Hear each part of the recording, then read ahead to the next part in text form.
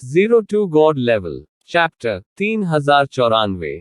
Boom. Marshal सम्राट की मुहर गिर गई और एक मशरूम बादल धीरे धीरे ऊपर उठा। मार्शल सम्राट की सील के नीचे ज्वाला दानव सम्राट का शरीर पूरी तरह से फट गया और वह मौके पर ही टुकड़े टुकड़े हो गया। गर्जन। ज्वाला दानव सम्राट का सिर, जो उड़ गया था, शून्य में गर्जना करने लगा। लेकिन येज़िवेन ने उसे मौका नहीं दिया। उसने एक कदम आगे बढ़ाया और उसके शरीर की आभा और भी भयानक हो गई। उसके शरीर का प्रत्येक रोम भयानक शक्ति उगल रहा था और बढ़ती हुई जीवन शक्ति पृथ्वी को चकनाचूर कर देने वाली थी। येज़िवेन की ताकत ने आसपास के क्षेत्र को मृत भूमि में बदल दिया और पेन हेवनली पैलेस में कई प्राणियों ने पास जाने की हिम्मत नहीं की। संप्रभु सम्राटों के बीच लड़ाई कोई ऐसी चीज नहीं थी जिसमें सामान्य प्राणी हस्तक्षेप कर सकें। हुश। येज़िवेन के हाथ में मौजूद एविसी तलवार कटकर नीचे गिर गई और फ्लेम डेमन सम्राट का शरीर, जिसे अभी अभी पुनर्निर्मित किया गया था, बिल्कुल भी इसका सामना नहीं कर सका और यह फिर से विस्फोट हो गया। येज़िवेन एक रोबोट की तरह था जो लगातार नीचे की ओर कट रहा था, लेकिन यह सिर्फ एक यांत्रिक स्लैश था। इनमें से प्रत्येक प्रहार स्वर्ग और पृथ्वी को चकनाचूर कर सकता था, और अब वे सभी ज्वाला दानव सम्राट के शरीर पर गिरे। ज्वाला दानव सम्राट की पुनर्योजी क्षमता के साथ भी इसका कोई फायदा नहीं था। उसके शरीर पर लगा खून मैग्मा था और वह सीधे बाहर गिर गया। गिरने वाली प्रत्येक बूंद एक विशाल ज्वालामुखी में बदल जाती थी और इसमें अविश्वसनीय शक्ति थी। ये सम्राट स्तर के प्राणियों का आतंक था। लेकिन फिर भी येज़िवेन के हमले के तहत उसके अतुलनीय अत्याचारी शरीर को येज़िवेन द्वारा लगातार तोड़ा जा रहा था और उसे छेद दिया गया था। भले ही उसकी आत्मा बहुत गहराई से छिपी हुई थी और यह स्वर्गीय मार्ग के अनुरूप थी, फिर भी इस स्तर के हमले के तहत ये बेकार थी। अंत में जब वह बच निकला तो उसे येज़िवेन की तलवार से नष्ट कर दिया गया और शव को येज़िवेन ने पैसे के बदले बदले जाने की प्रतीक्षा में रखा हुआ था। एक और मारा गया। जल अग्नि दिव्य सम्राट का चेहरा कुछ सुन्न था। मूल रूप से एक सम्राट की मृत्यु को देखना एक बहुत बड़ी घटना होनी चाहिए थी, लेकिन अब कुछ समय तक येज़िवेन का अनुसरण करने के बाद उसे अचानक यह महसूस हुआ कि एक सम्राट इतनी बड़ी बात नहीं थी। हर कुछ दिनों में एक की मृत्यु होती थी, और जहां तक वह जानता था, सम्राट स्तर के विशेषज्ञ जो येज़िवेन के हाथों मारे गए थे, दुनिया को चौंकाने के लिए पर्याप्त थे। यह अज्ञात था कि सम्राट स्तर के विशेषज्ञ को विकसित करने में सैकड़ों हजारों वर्ष लगेंगे या लाखों वर्ष। हालांकि येज़िवेन इतने कम समय में ऐसे विशेषज्ञ को मार सकता था। एक क्षण पहले तक उसे यह एहसास नहीं हुआ था कि सबसे खतरनाक स्थिति में भी उसकी जान खतरे में पड़ जाएगी। हालांकि ये ज्वाला दानव सम्राट येज़िवेन के हाथों में कुछ राउंड का सामना करने में भी सक्षम नहीं था। वह मजबूत हो गया था। वह और भी मजबूत हो गया था। उन्हें यहां तक लग रहा था कि अगर यह चलन जारी रहा तो येज़िवेन के छठे दायरे में कदम रखने में कुछ ही समय लगेगा। पांचवें क्षेत्र की तुलना में छठा क्षेत्र एक बिल्कुल नया क्षेत्र था जो एक पूरे नए डोमेन का प्रतिनिधित्व करता था। ये पहले से ही मध्य चरण गॉड मोनार्क क्षेत्र का शिखर था और एक और कदम फॉर्चून गॉड राजवंश में एक बड़ा शॉट होगा। उनके शब्दों में बहुत वजन था और किसी ने भी उन्हें नीचा दिखाने की हिम्मत नहीं की। उनकी स्थिति बिल्कुल अलग थी। हर कोई संप्रभु सम्राट क्षेत्र में कदम नहीं रख सकता था।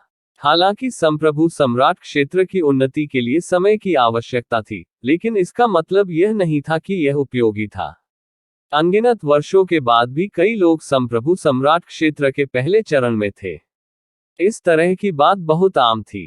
ये दुर्लभ नहीं था। इस वजह से येज़िवेन की तेजी से आगे बढ़ने से उसे इतना बड़ा झटका लगा था। इस बार मैं आपकी मदद के लिए दाववादी मार्शल सम्राट का आभारी हूं।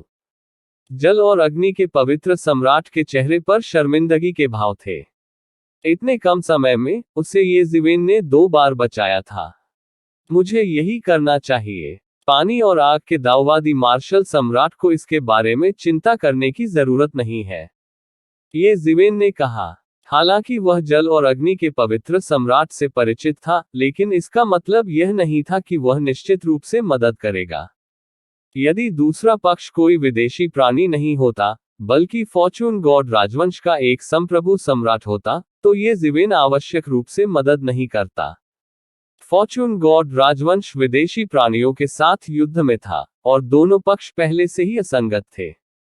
इससे कोई फर्क नहीं पड़ता कि उसने क्या किया, वह राजनीतिक रूप से सही होगा। लेकिन अगर वह फॉर्चून गॉड राजवंश की अन्य ताकतों के बीच विवाद में फंस गया, तो उसे सावधानी से सोचने की जरूरत थी। हालांकि ये जीवेन मुसीबत से नहीं डरता था, लेकिन अगर वह किसी और के मामले में शामिल हो गया, तो ये ध्यान से सोचने लायक था। आखिरकार जल और अग्नि के पवित्र सम्राट के साथ उसकी दोस्ती उस बिंदु तक नहीं पहुंची थी। लेकिन मुझे आपसे एक प्रश्न भी पूछना है। क्या ज्वाला दानव सम्राट समय के टुकड़े के लिए आपका पीछा कर रहा था? ये जीवेन ने पूछा। ये सही है, ये समय का टुकड़ा था। जल और अग्नि के पवित्र सम्राट का इसे छिपाने का कोई इरादा नहीं था, और उन्होंने इसे तुरंत स्वीकार कर लिया। इस बार के टुकड़े के लिए उसका यहाँ पूरे रास्ते पीछा किया गया था।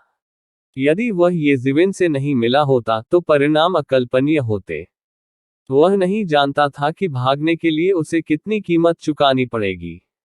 ये जीवेन की आंखें अचानक चमक उठी। उसे याद आया कि उसने गलत नहीं सुना था।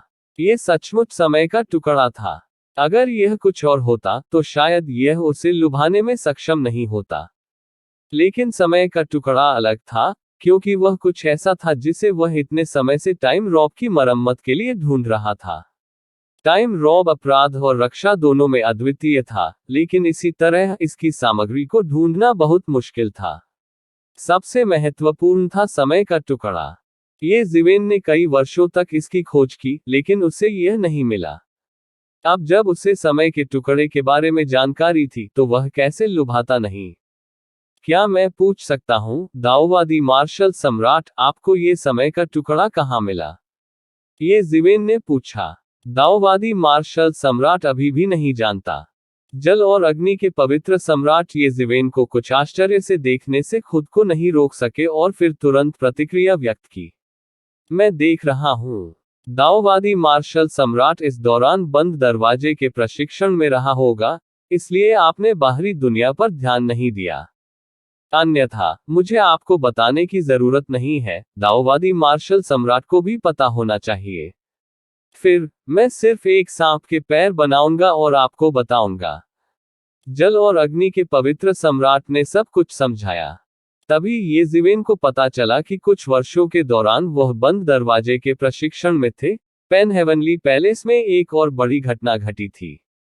जिन लोगों ने पेन हेवनली पैलेस की गहराई की खोज की थी, उन्हें टाइम वैली नामक एक जगह मिली थी।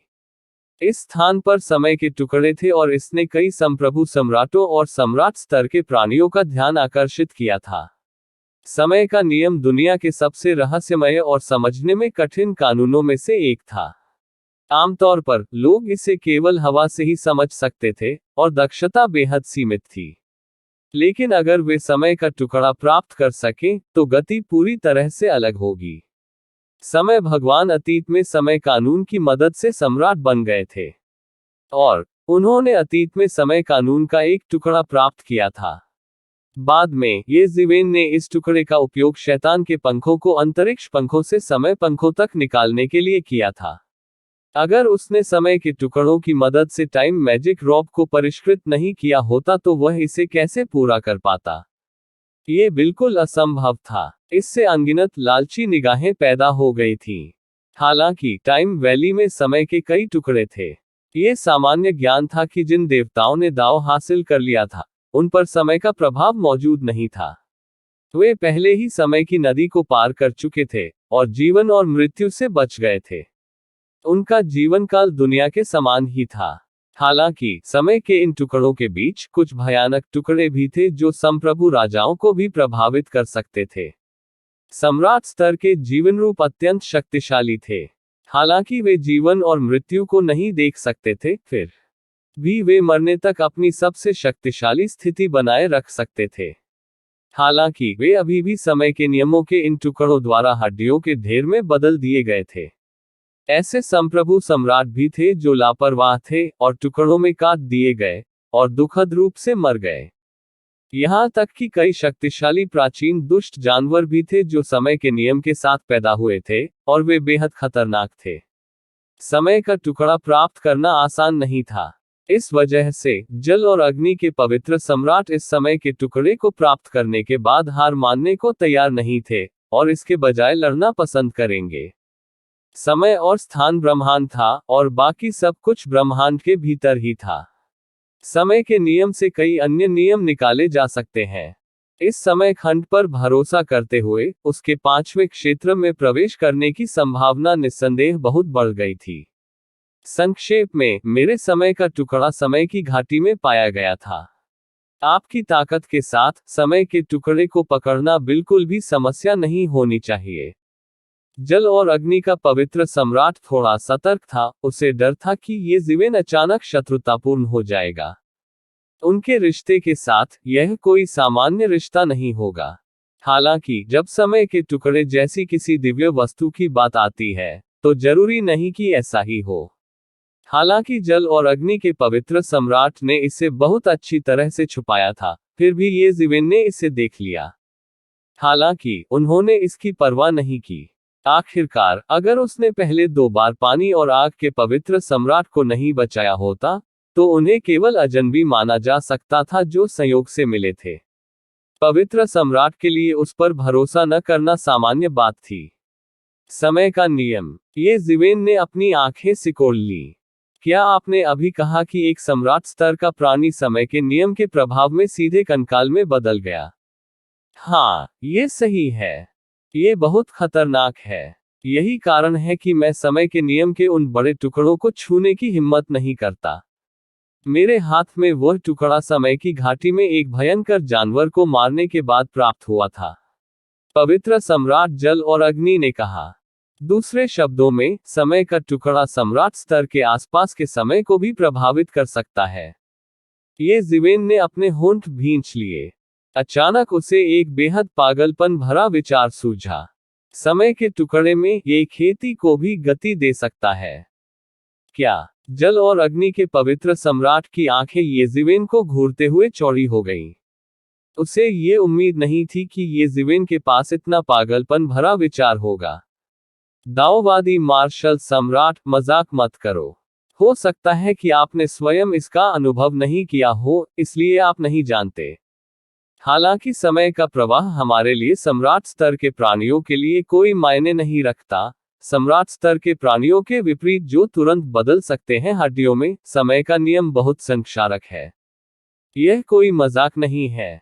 जल और अग्नि के पवित्र सम्राट को लगा कि उसे अभी भी ये जीवेन को चेतावनी देने की जरूरत है। ये आइडिया तो बहुत अच्छा था, लेकिन हकीकत बहुत क्रूर थी। ऐसा नहीं था कि किसी ने इस तरह के परिणाम के बारे में नहीं सोचा था, लेकिन परिणाम ये हुआ कि समय का नियम उन्हें आधे में काट देगा, और सम्राट स्तर के प्राणियों की दुखद मृत्यु हो जाएगी। समय के टुकड़े बहुत सघन थे, बहुत डरावने। इसी प्रकार के अपडेट्स लेते रहने के लिए हमारे चैनल ऑडियो बुक्स 108 को सब्सक्राइब करें और नोटिफिकेशन ऑन करें। धन्यवाद।